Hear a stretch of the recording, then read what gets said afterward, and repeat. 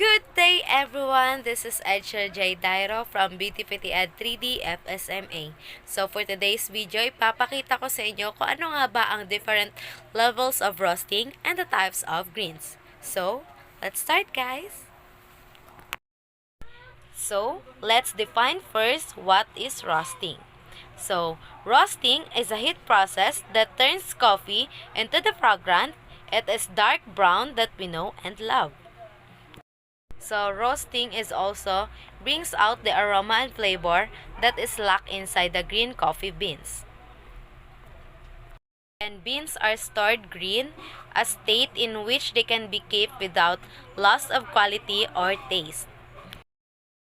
So, we have 4 levels of roasting.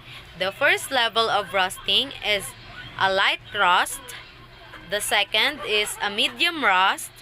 The third is medium dark roast. And the fourth is a dark roast. So the first roast that we will tackle is all about light roasting. So, yung light roasting is tinatawag din itong pale or New England. So, nagtatagal lang yung shelf life nito for about 21 days. The characteristic of these beans is a light color brown and not shiny. Its beans are also quite dense and has no oil. And about naman sa characteristics ng flavor ng light roast is it has a higher level of acidity than darker roast. It's likely to be sweet in flavor and retain most of the caffeine from the coffee beans. So, the second level of roasting is a medium roast. Tinatawag din itong American roast. So, nagtatagal lang ang shelf life nito for about 14 days. So, yung characteristic ng beans of the medium roast is it has a medium brown shade, no oil, and has a little smoother texture. And then, the characteristics of its flavor is a milder level of acidity and has a higher level of bitterness than light roasting. And then its caffeine is somewhat decreased.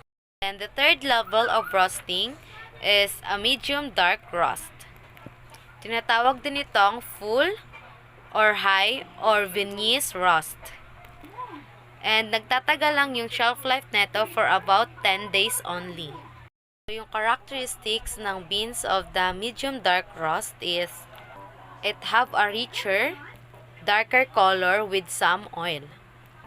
It's also a little bit shiny and has a heavy body in comparison with the light roast and medium roast. And the characteristics of its flavor is it has a noticeable flavors and aroma. It is also somewhat spicy in taste, milder acidity than the medium roast, and has a lesser caffeine than light roast and medium roast. The last level of roasting is a dark roast. Tinatawag din itong espresso or French-Italian roast. So, nagtatagal lang shelf life neto for about 7 days only. And then, yung characteristics of the beans of a dark roast is it is a darker shade of brown or black with lower density. Then, yung texture niya is smooth and also shiny and oily. And about naman sa characteristics of its flavor is it has also a low acidity level.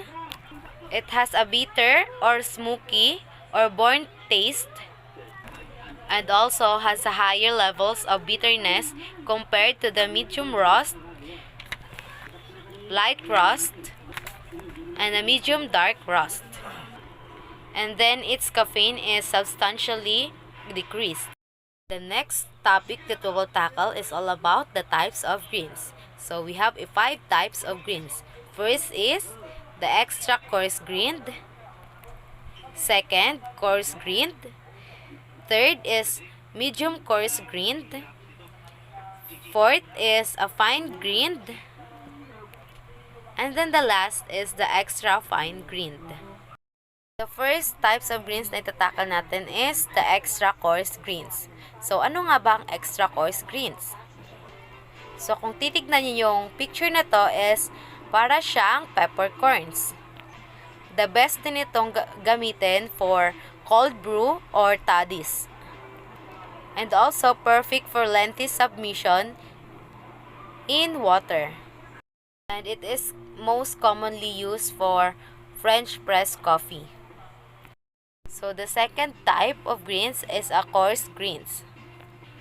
So, ano nga ba ang coarse greens?